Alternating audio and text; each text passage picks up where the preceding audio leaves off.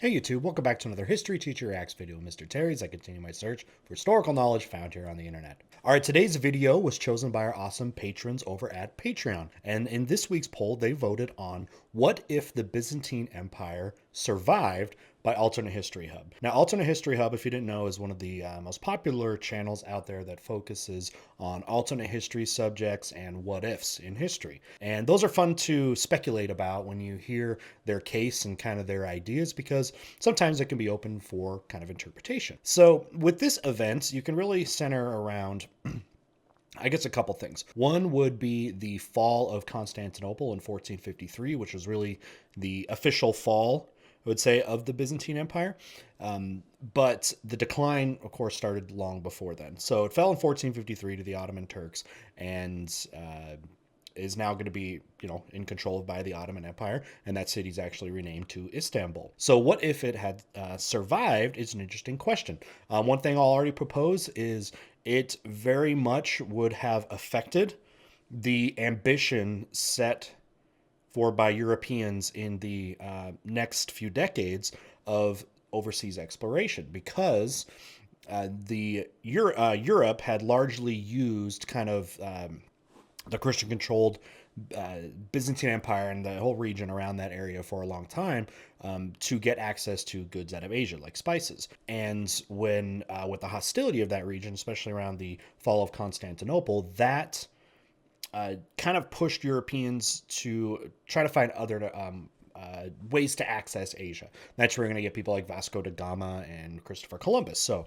great what if scenario. What if those people hadn't really done what they had done? You could be talking about a very different future of the world. That's just one idea I wanted to propose of something to think about. I don't know if they'll get to that. We'll see, because I haven't seen the video. All right, if you would like to vote in future polls, there's a link to Patreon down below. All pledge levels get access to the weekly polls. Higher ones get access to some other merch and things like that. But you can check that out if you would like. All right, the original video link is also down below, so make sure you click on them. And be sure to sub to Alternate History Hub. They make great content, great videos for a lot of good discussion. And with any other like alternate history type subjects, if you have an idea or something that you think about this video, put it in the comments. Or better yet, come over to our Discord server. Link is down below as well. All right, let's go ahead and get started.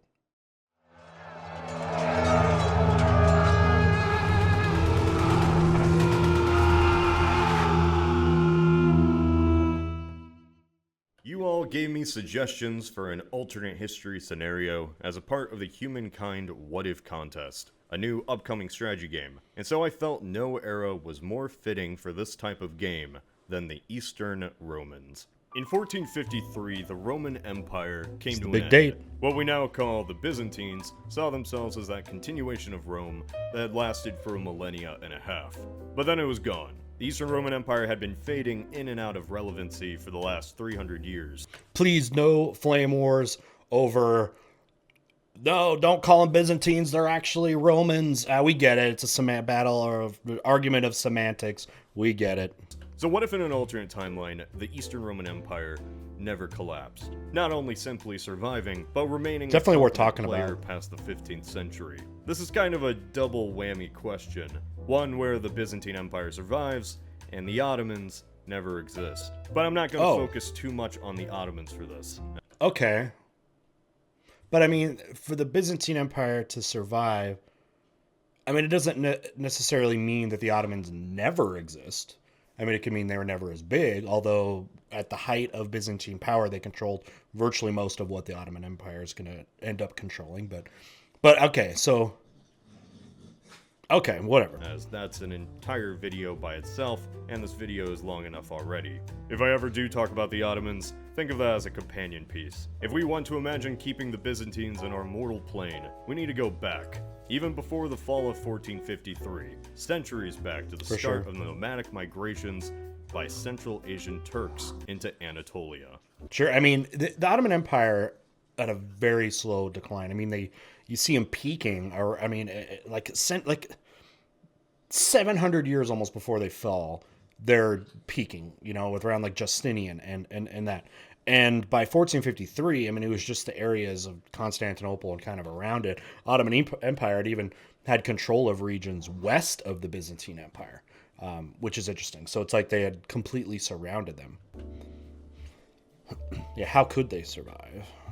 Technically, we could just say Constantinople Gunpowder. falls in 1453 and call it a day, but look at those borders. That's no way to live. So Yeah. I have to make it clear. What territory do the Byzantines still hold that are core to the empire not collapsing? Greece and Anatolia, with perhaps some gone. territory in the Balkans for good measure. Anything post-Arab invasions, but pre-Turkic invasions. But Cody, if you want to be really thorough, why don't you just say the Arabs never invade and the Byzantines keep the Levant in North Africa? Because, Jimmy, the Arabs after their initial invasion kinda just stopped after the borders got settled. The caliphates had their own pressing matters after the Islamic invasions ended, and their presence in the region didn't threaten the Byzantines like the Seljuks did. If the Eastern I mean, it's always been focused around Constantinople. And yeah, the Arab invasion that happened in years like 700 and stuff, and afterwards they don't take Constantinople, which again is the epicenter of all of it. But this is a good example though of seeing what had happened, that the Byzantines had been, if you want to call them Romans, whatever, but had been at war with this region for a long time, which is why they were weakened by Arab groups, Persian groups, etc. And then the Ottoman groups. Romans can settle, then so can we. When imagining a scenario where the Byzantine Empire doesn't die, first we have to ask, well, what killed it? Turks are certainly a prominent factor in the later years. Gunpowder. But pick your poison. We got Lombards, Hungarians, Normans, Iranians. Okay, I'll cut that out. But also Slavs, Arabs, Serbs, lot. and the two biggest factors, Crusaders and the Turks. Everyone wanted a bit of the empire, Yep. and its entire existence post-400s was a defensive war to stop that from happening. Constantinople never recovers from the Fourth Crusade either, which was famous, where Crusaders coming out of like Venice and stuff, it's a long story, but end up sacking Constantinople, a Christian city, and they never recover from that. Which again was still a couple hundred years before the actual fall of Constantinople. Never recovers from the Crusades. Even the Normans took over Sicily and came to try to sack Constantinople on occasion. Vikings Why did not? it. There need to be two main factors that gotta be changed so the empire doesn't outright die. One, no Turkic migration in Anatolia. How this happens can be from multiple different good luck, changes. though. Perhaps Persia remains politically stable and isn't taken over by the Turks. Perhaps there is never a need to go south due to more favorable climate conditions in Central Asia. The main proponent of whether the Turks settle Anatolia is really up to whether the Turks are forced to migrate. Their movement in Anatolia was mainly because of how turbulent Central Asia had become, and this led to conflicts with the Romans. Winning one battle A lot of people don't know that Turks actually don't originate in what today is Turkey. They'd come from more Central Asia and migrated west. like Manzikert wouldn't have stopped such a large migration. And as soon as they came, Manzikert, Battle eventually Manzikert's a they would be huge one. so numerous that the Byzantines just wouldn't hold influence in Anatolia anymore. So the situation in Central Asia would need to be better, so the Turks don't need to migrate. Now I know this is flimsy and isn't the best excuse, but it's really the best chance the Byzantines would have at survival. 2. No Fourth Crusade. This is pretty much assured if point 1 didn't happen, but I'll go into that in a bit. Both were the killing blows that it couldn't come back from. Yeah. Especially you, Fourth Crusade. The crazy crusade where Christians are just fighting Christians. We begin in an alternate 11th century Anatolia. The demographics of the region is a mix of Greeks in the west, Armenians in the east, and Kurds and Syrians in the south. Not much of an alternate land, as this is just Anatolia before the Seljuks. The Seljuks spread into Anatolia, kicking the Eastern Romans all the way back to Constantinople so fast that in desperation, the emperor called on the Pope in the west for aid, and in response, Pope Urban II declared a crusade to form an army that would march into Anatolia and take the land back. Remember, the First Crusade is basically the only one that the West actually won. So, if one main facet for the Byzantines to continue to thrive is there is no Turkic migration, a side effect from this is there's never a reason for the Byzantine emperor to call for help, and therefore the Crusades never actually happen. As much as the... That's interesting. Crusades don't happen, which again, if there's no, I guess, Turks, the Christians under the Byzantine Empire and Muslims before the Turks lived in relative peace in a lot of the Holy Land. There was a huge market that they understood, Arabs knew, that of Christian pilgrims that would come into Jerusalem and stuff like that. And so for centuries, it had been relatively peaceful for multiple religions in the area. But when the Turks came in, it definitely became more hostile. And yeah, that's why the Byzantine Empire had asked for the West. Because remember, after, if you don't know, the Great Schism in the 1050s, basically it was the official split of the Catholic Church and the Orthodox Christian Church. Okay, two different Christianities basically going their separate way. And then less than about 50 years later, you see the Byzantines having these problems, and the Byzantine Emperor is going to approach the Pope, and because again they had basically split, for help in unifying as Christians for this holy land, because it said that Christians and stuff were being attacked and things like that. But yeah, the Pope Urban II might have thought of this as a way to try to unify Christianity in a way, kind of heal the schism that had happened decades before. But yeah, if there's, I guess, no Turks, there's no Crusades this way. The Crusades in the Middle East have stayed relevant. But I mean, I should say though but you get these other figures later in the Crusades that weren't Turks as part of it. Someone like Saladin, who was actually Kurdish Egyptian, but so that's, I mean, that's a different thing too. Does the Crusades just never happen? I don't know, but if, I mean, just for the sake of the argument, I guess that's what Cody's saying here. Western history, be it from old legends of knights in armor, it really isn't that relevant in global history. Yes, for a century or two there were Crusader states in the Levant, but these were undone after the Third Crusade. In many ways, they didn't change that much in the Middle East, be it socially or politically, for both sides. But in Europe, they certainly did.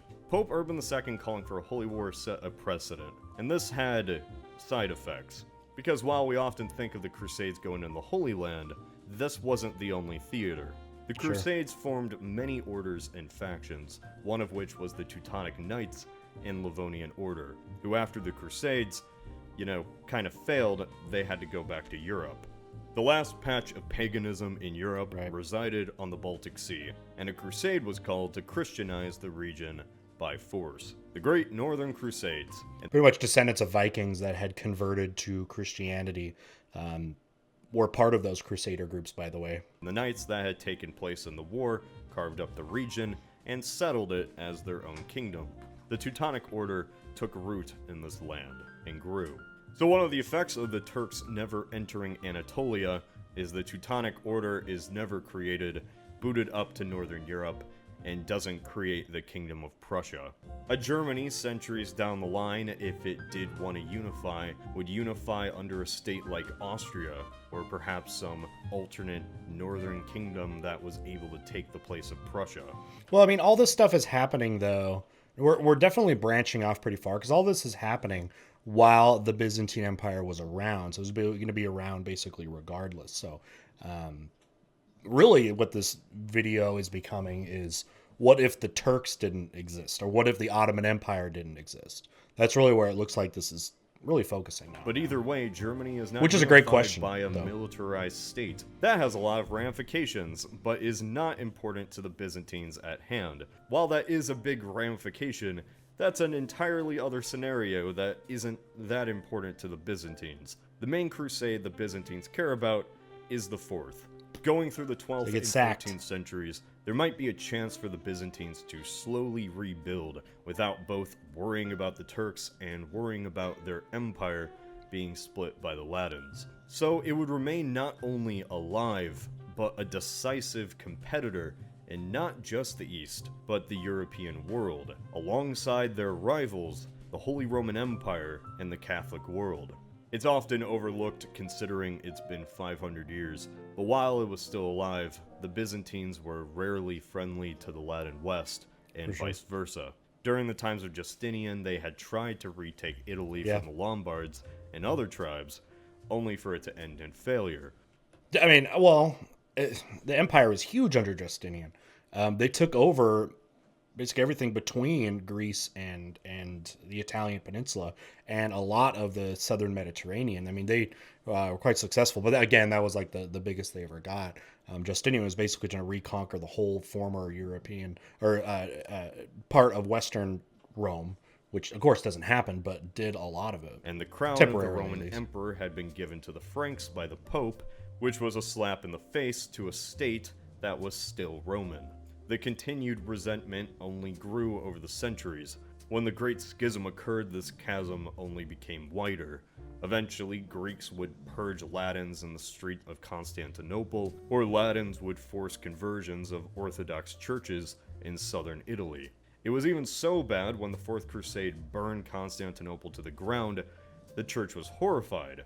But if you ask the average person, they would say the Greeks deserved it. This alternate Europe sees the tensions that were growing between the Catholic West and Orthodox East before the Ottomans manifest into various conflicts and competition, not unlike what the Protestants and Catholics had, transcending not just the Yeah, I mean, divisions in Christianity always been big, and I try to use these when I talk about religious divisions, to get like my students to relate to like the Sunni Shia differences, because oftentimes, people outside of like Islam will just see Muslims as like one big group, and then I go, no, well, think about Christianity. You have like, and I bring this up a couple times. First, when it's like, hey, there's Orthodox Christians, and then there's Catholics, and go through and talk about the beliefs of them, how they're similar, how they're different. And you'd be like, oh yeah, there's a lot of common beliefs, but there's also a lot that are. And then later on, you get like Catholics versus Protestants as well. So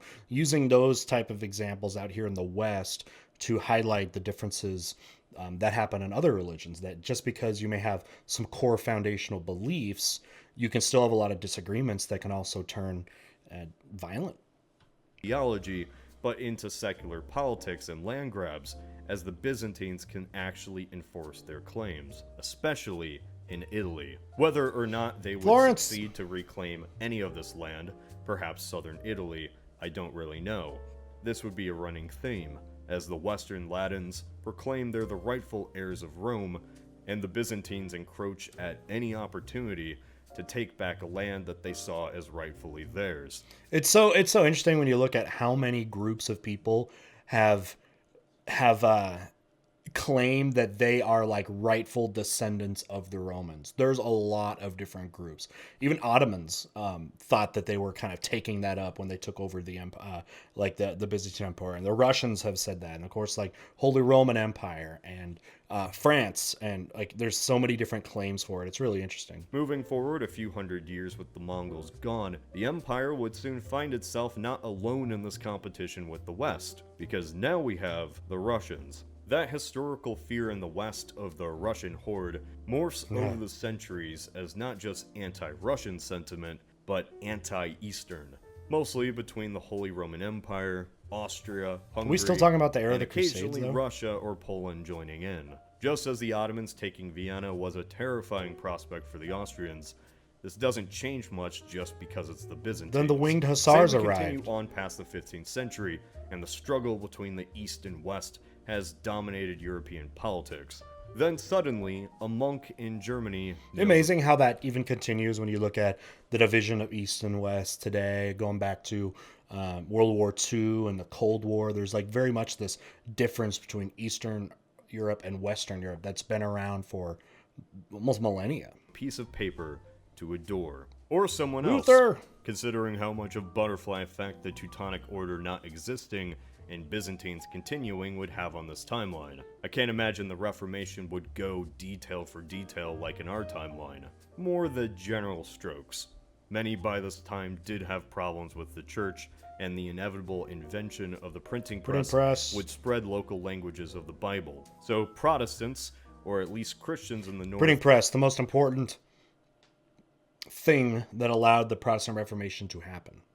...would rebel in the same form. The ramifications of this, however, would make the complexities and cluster truck that was the Reformation and 30 Years' War even more of a mess. As now we also have an Orthodox state, technically two of them, already rivals to Latin Europe, taking advantage of the situation the church found themselves in.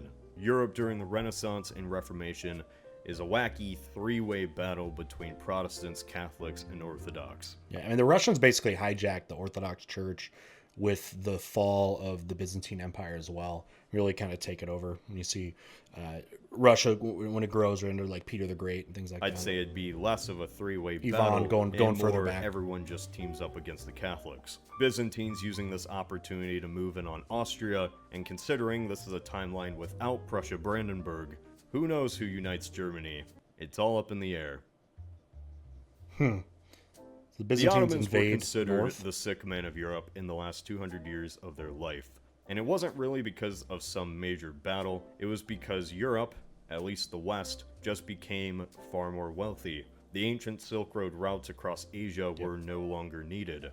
The Mediterranean This is the big one that was the first thing I talked about, was the basically non-requirement of the Age of Exploration, right? And why the Age of Exploration didn't happen until the late 1400s and into the 1500s, which is because Europe already had direct access to Asia through Constantinople and through the Byzantine Empire. When that fell, that access was now gone, which then required new ways to access Asia, like doing something that no one had ever done before, like sail around the southern tip of Africa from Europe to Asia. No one had ever done that. Or, of course, even more far-fetched, sailing west to get to Asia. So those things very possibly could not have happened, or at least didn't happen when they did. And that has a whole huge tree, because what if there's no Columbus? Think what that does to the history of the Western Hemisphere. which was once the entire world, became just a small lake in the middle of a vast ocean. And slowly that prestige of their geographic position fell away, as nations naturally bordering the ocean flourished, exploiting the new world in Asia. The Byzantines, despite existing since the time of Rome, would find themselves in the exact same position, became immediately devalued because of this, the Caravel. It's true the Ottomans ship. did block Europeans, except Venice, out of trade with China when they took power, encouraging The Caravel was a ship that Europeans started using that was able to go those longer distances. the Iberian states to look for new routes to Asia. But this wasn't the only factor. The Iberian kingdoms, with the invention of the Caravel, for the first time could navigate deep into the Atlantic Ocean. While the Ottomans did Yeah, help, before this, traders didn't go very far or very far off the coast into open water because it couldn't handle that sort of thing. Navigation is also very difficult when you get into open water. So again, you're seeing new technologies that had to be created that go alongside this. But now there's that motive. It's like it's the motive being there's no other way to get the access to Asia, get those goods that of course make a lot of money, and money is going to fuel all of this. with that little push, it's likely had the Byzantines still been around, the Portuguese would have gone down the African coast anyway, creating their own forts down the continent on their way to India, before one day being accidentally blown off course, landing on a continent that nobody knew existed. It may not be 1492 with Columbus finding the ocean blue. So he's saying Portugal would still do what they did.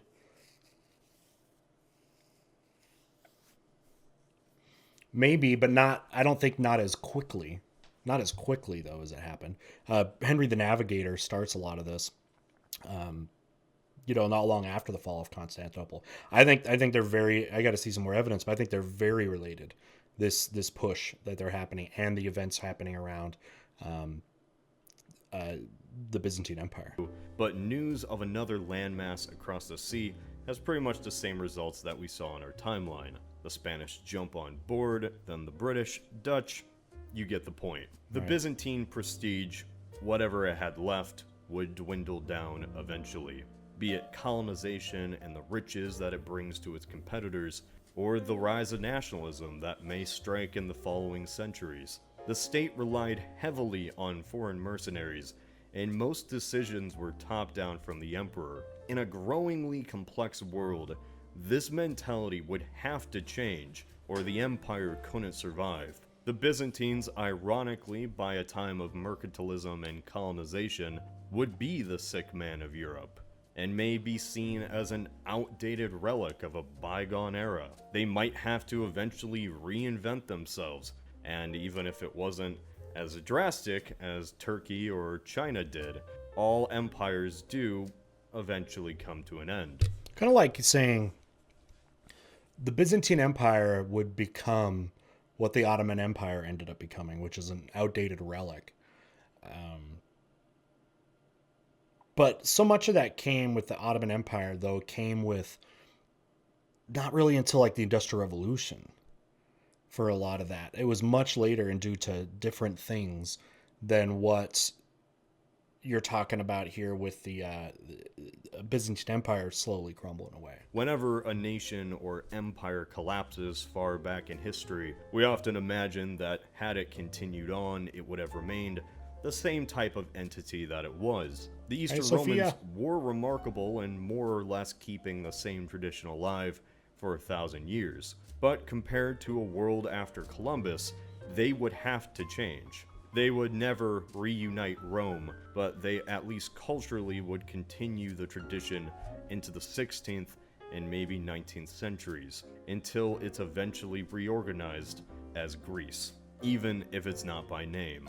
This is very much one of those butterfly type scenarios. Without Prussia, the dynamic of Eastern Europe is entirely shifted. The Baltics may become Orthodox instead of Catholic, or maybe Poland without the Prussians is able to become a superpower in its own right. Entirely alternate conflicts spawn houses and states. It's hard. Poland's always been in the tug of war between East and West. That transform Europe in ways none of us can even predict, as they're based in history that simply never happened because the Byzantine, no, Roman Empire held firm. This is Cody of Alternate History Hub.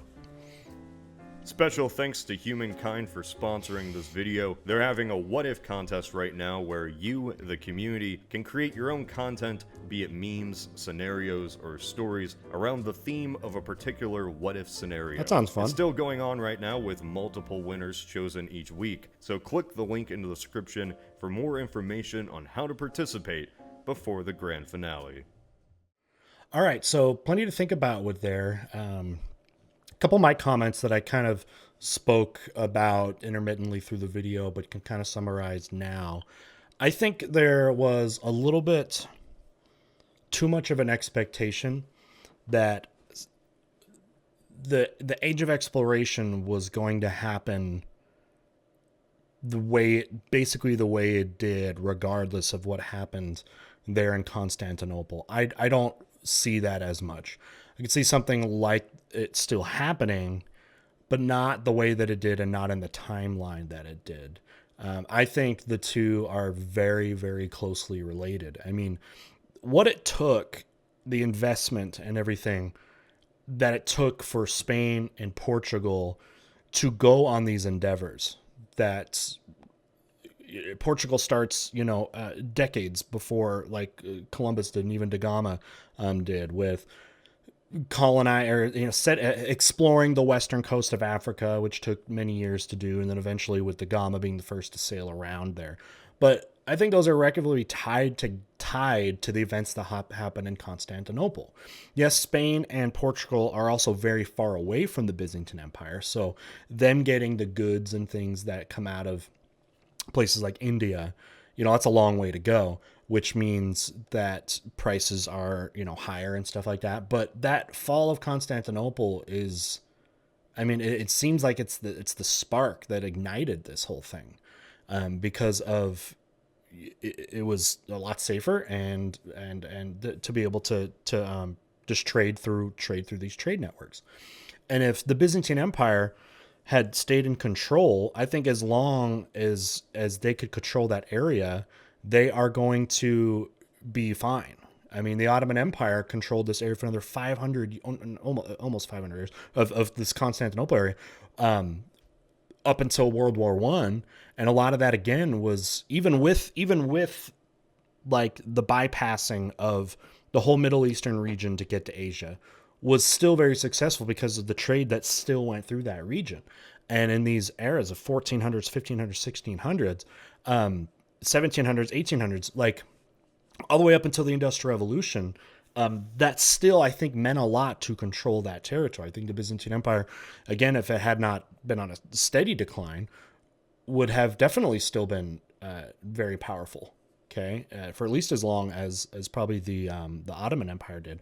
But I think that the biggest thing I saw, although most of what they did is a little bit, I think, too much of an assumption that the Age of Exploration would have looked the same as it did, regardless of the fall of Constantinople. And I just don't think that's necessarily the case. Yeah, the Caravel and stuff like that, but it comes down to the money and the risk involved in investing in these kind of ventures. There's a reason why, well, many reasons why, but people like Columbus had such a hard time getting funding and backing up for their voyage. Now, put aside with him, I'm just saying people like that.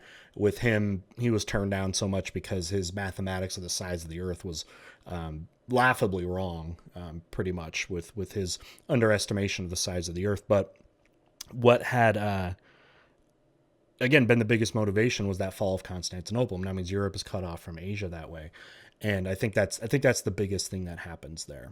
Okay. Now, like they said at the end, empires fall, which is totally true. And with the Middle East, again, eventually being sort of bypassed as the center of trade, as what we know as the Silk Road becomes less and less reliable as technologies increase. And once you start getting trains and better shipping routes and stuff like that, then economically, that's what's going to be the fate of the Byzantine Empire. All right, but those are some of my thoughts there. Again, though, they did a great job, and also always bringing up all the different scenarios that happen when you change one event in history. It's the whole butterfly effect, which means it's going to have a ripple effect through a lot of different things that you may think are not related, but indirectly definitely are related. But it's something just to think about, because in another sense, what you're also saying is, with the whole question of Byzantine Empire being just, the eastern part of Rome, is what if Rome had never fallen, in a way, at least when it did, because that's bringing up something different. But again, they could have titled this video at the beginning, what if the Ottoman Empire hadn't existed? And you have a very similar, I think, tie with what actually happens in the Byzantine Empire, because that was who their fate was eventually in the hands of.